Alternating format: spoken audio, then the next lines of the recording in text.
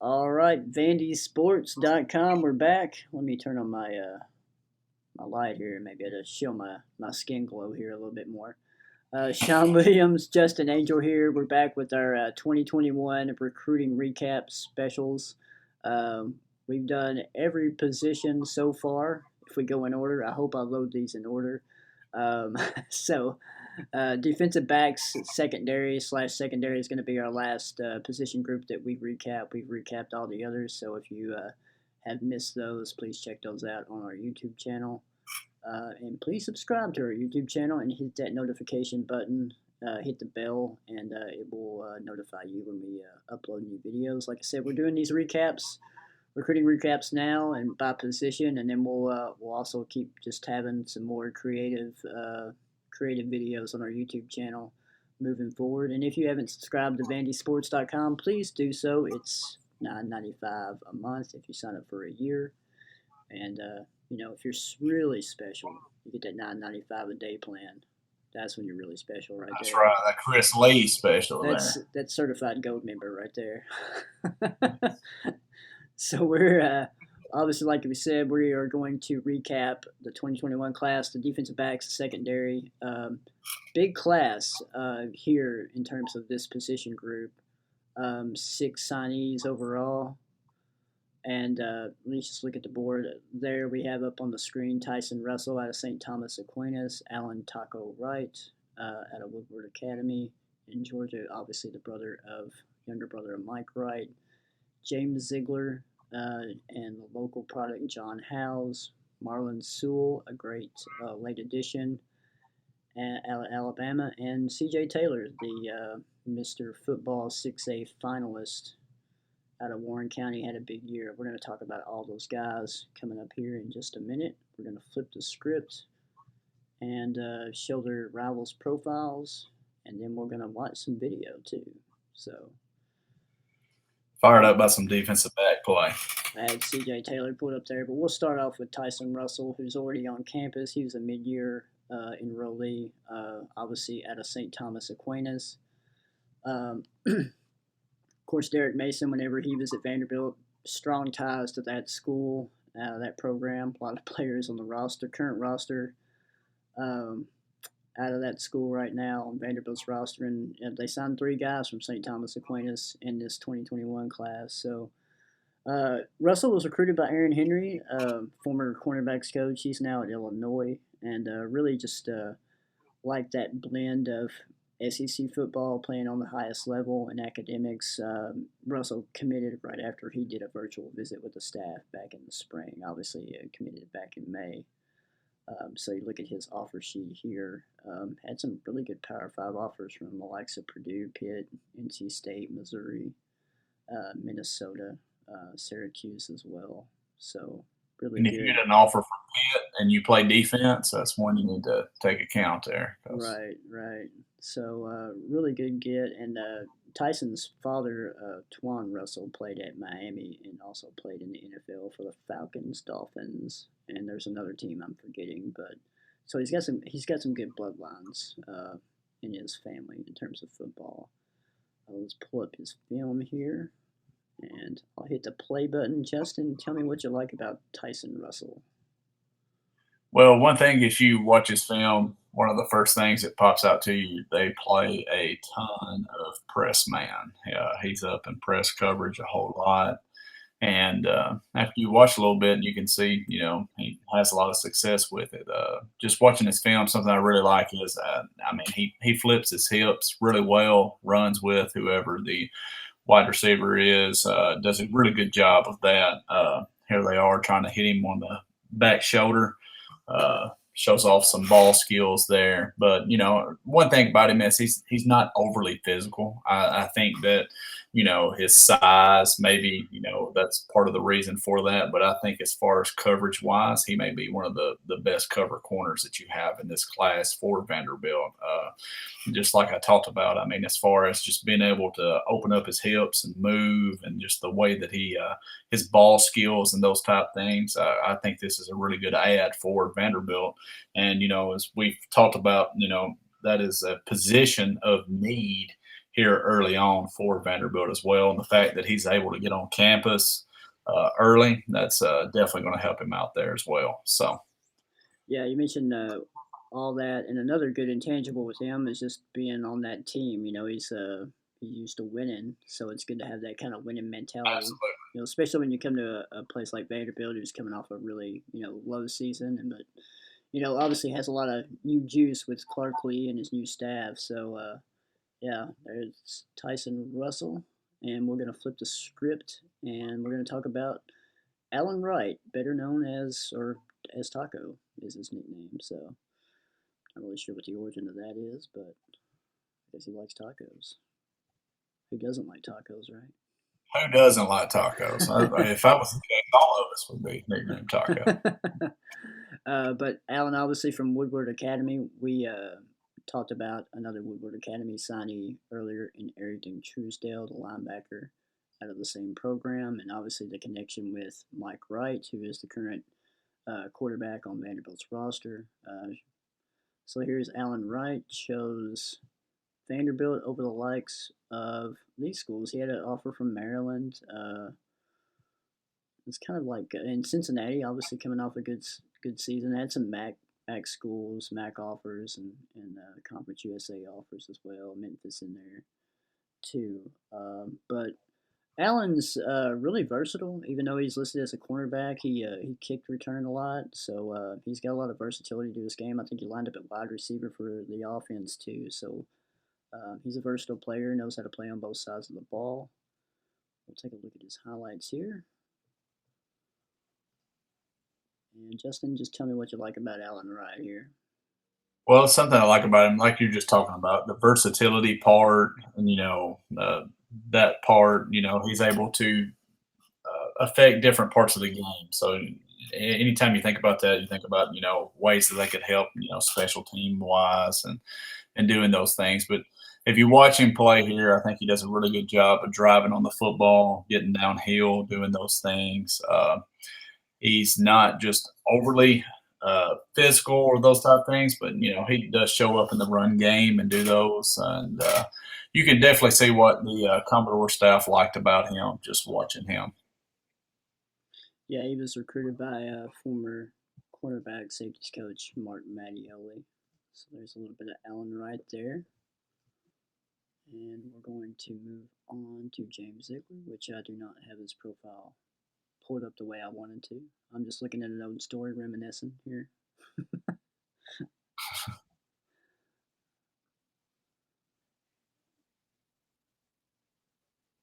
Here we go. Another good get. This is actually Ziegler was one where you didn't see Ted Roos' name mentioned a lot as like a primary recruiter, but he was a primary recruiter for Ziegler.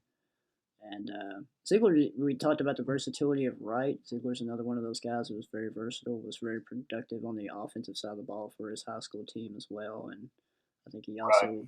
also was a return specialist for his team as well. But you kind of look at committed to Vanderbilt back in the summer, and he committed after he came up and took a visit to Vanderbilt on his own during the summer and just kind of drove around the campus. Really liked what he saw. Academics was a big draw for him, and obviously distance from home. He's not very far away from his home, so playing close to home so his parents can watch him play was a big important thing for him. But Pitt was heavily involved with him. He also had offers from Kentucky and Indiana.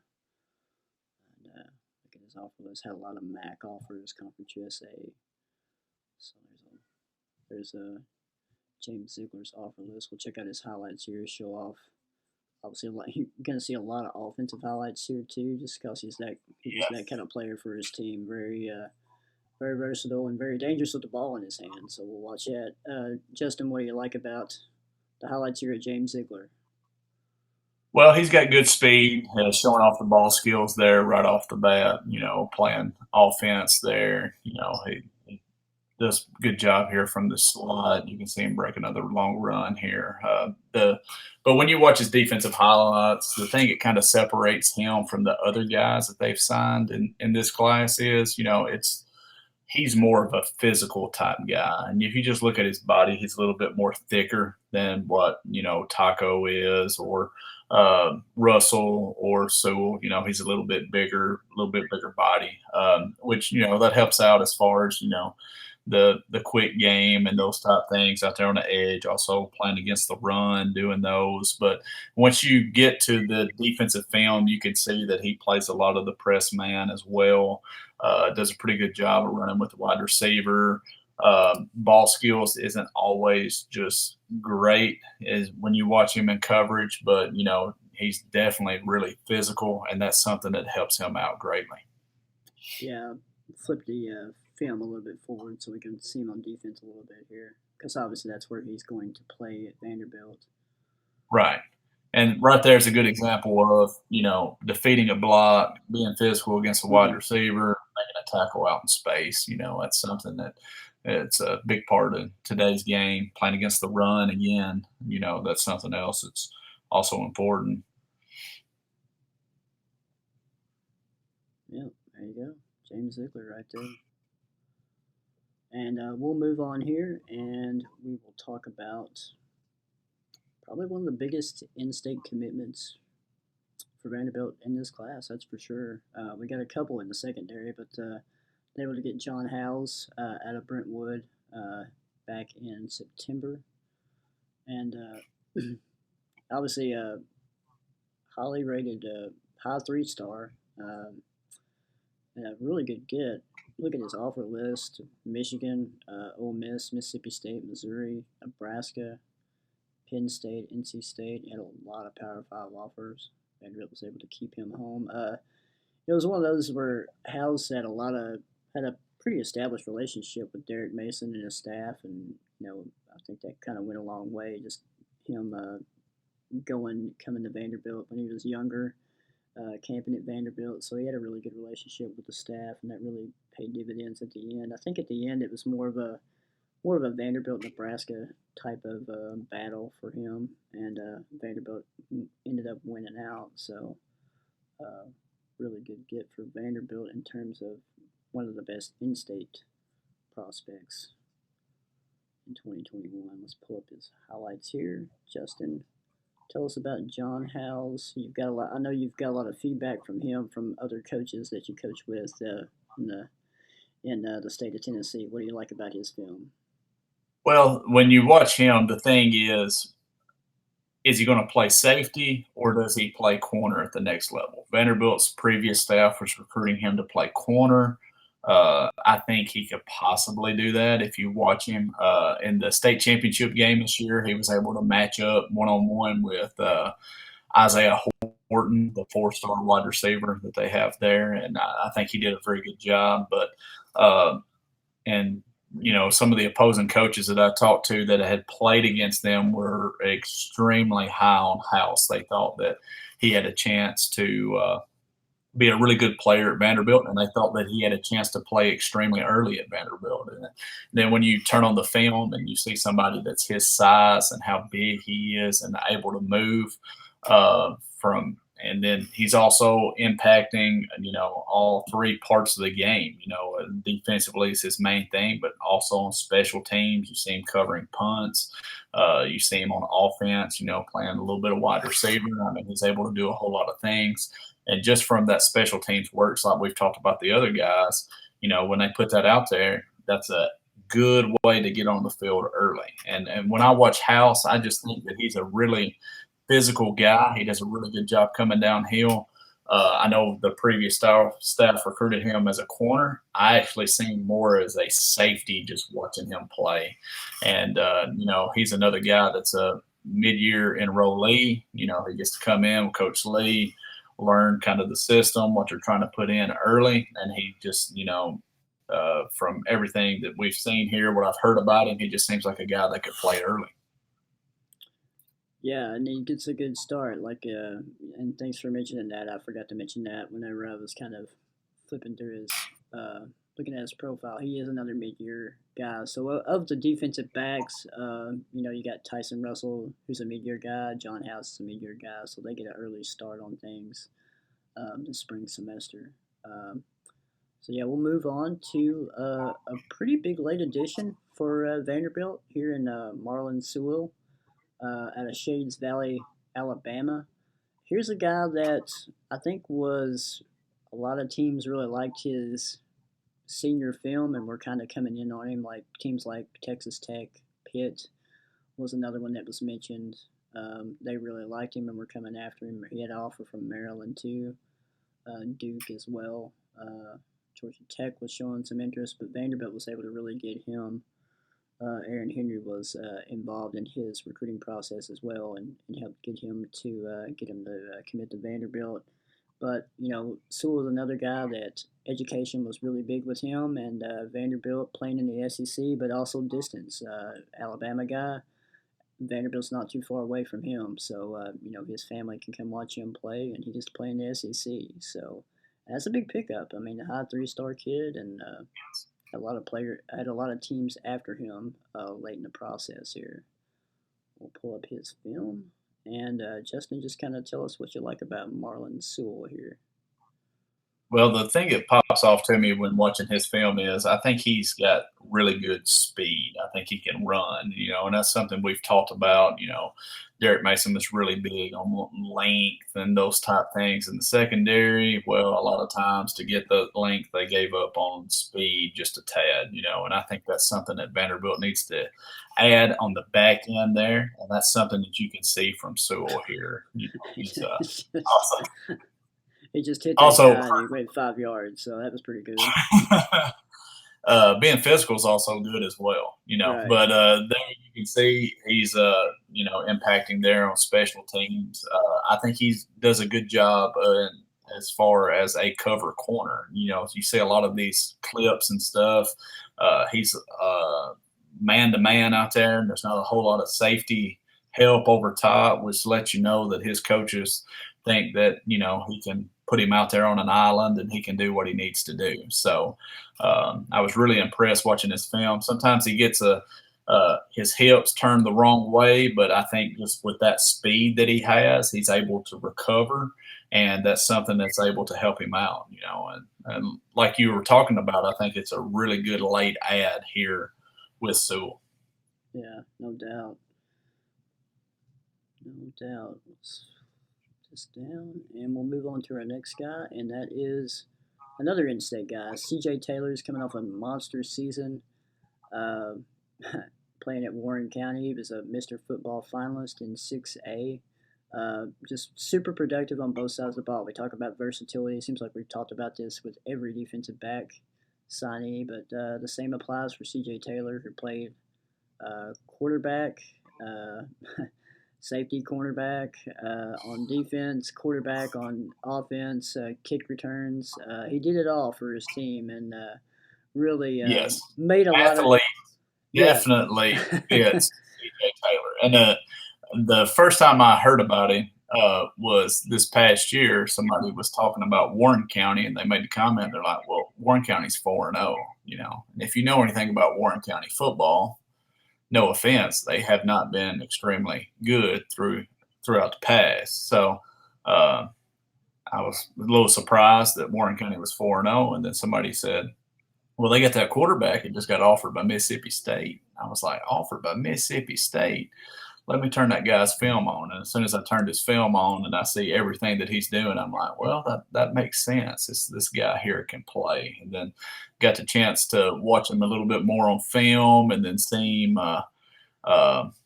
in person. It was he's definitely a solid player. But you can continue. I just wanted to throw that out there. No, yeah, I'm good with all the little nice stories there. Just in terms of how you hear about a guy like C.J. Taylor and everything. Like I said, he had a great season and raised a lot of eyebrows throughout the year, and people started talking about him. Like about midway point through the senior season, and saw a lot of people tweeting about him and his production as well, and production against top competition too. I mean, 6A football in Tennessee is top competition, so.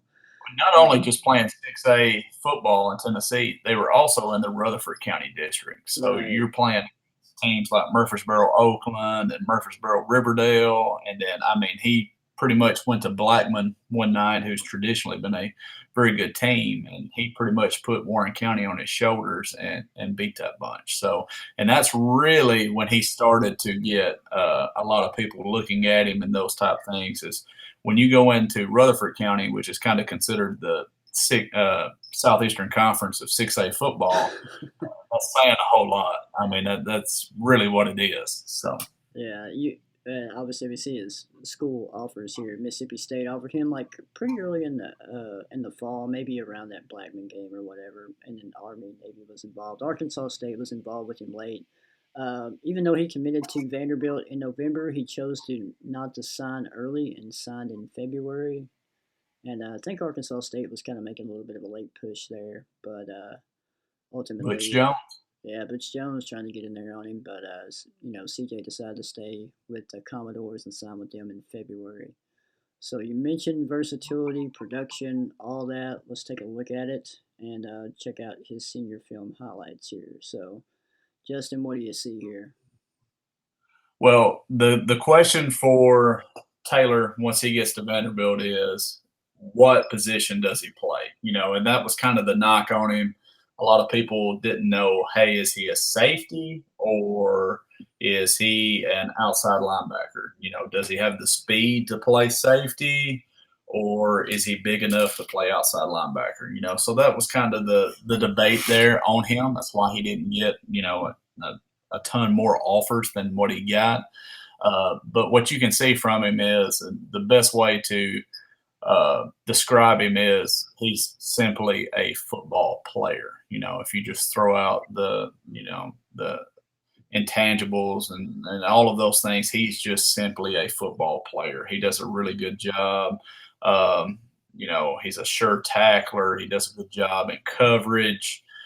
He can do all of those things. And when I got into watching him and checking him out on tape and some of these things, I got some friends that coach at Oakland, and I asked them what they thought about CJ Taylor. I asked them if they thought he was good enough to play in the Southeastern Conference. Should Vanderbilt offer? And their response was yes. They already should have offered. He's that good. They said that they thought he was the best two-way player that they had ever seen. And that's just talking about, playing offense and defense. And when you start, when you're talking about people that's coached Jacoby Stevens and some of those guys that they've produced at Oakland, and then you start saying, hey, this guy here's the best two-way player that they've ever seen, you take notice to stuff like that. But, just seeing him and some of the things that he's done, I can't say enough good things about him. Yeah, super athlete. I like the misdirectional offense here. I mean, that's pretty crazy. There's a few times where it is, all right, we're going to snap it back here to him, and you run around and you make a good play. So, right. his offensive linemen will take that any day of the week. We're good with that.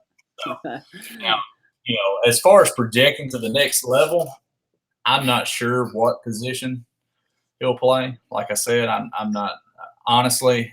I think he kind of fits a role like kind of a physical star type position like they used to have as far as, an outside linebacker that has coverage skills, but he also plays in the box a little bit, kind of how Carl Butler was back during the James Franklin years. I kind of see CJ Taylor as that type player.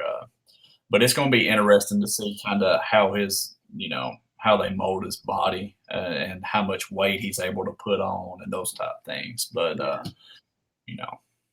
Yeah, I know whenever he was getting recruited, when I talked to him, he said they liked him at safety, I believe. And so, but yeah, I mean, he's one of those, he's an athlete, he's a football player. He can play different positions. It may be safety, it may be linebacker, who knows? I think it'll kind of, we'll see what happens in a year or two with him and how he kind of develops. So, but yeah, with that being said, that is a roundup of all 6 signees for Vanderbilt in the 2021 class. Thanks again to Justin Angel for his assistance in his video expertise and coaching expertise on these. I wouldn't say that defensive back play is an expertise for this guy here. You seem, yeah, but hey, You're a high school coach and I'm not, so you're more Well, certified than yeah, I am. but I'm not an expert when it comes to defensive back play. Only thing I know as an offensive line coach, if they're not running cover three over there on defense, I'm not doing my job. Okay, all There you go. right. That's about all I know. As long as you know your job, you're good. But That's right. that should complete our 2021 recap series, and I hope you guys really liked all of our videos we did, breaking down every position group in the 2021 class. So if you guys missed any of that, just go back through the videos on our YouTube channel and check those out. And once again, we just encourage you guys to like our YouTube channel and subscribe to it. And also subscribe to vandysports.com for all the latest in Commodores football, basketball, baseball news, and also recruiting as well. So $9.95 a month if you sign up for a year. We would appreciate that. And we appreciate all the Commodore fans checking us out. So with that being said, you guys have a good one, and we'll see you at the next video.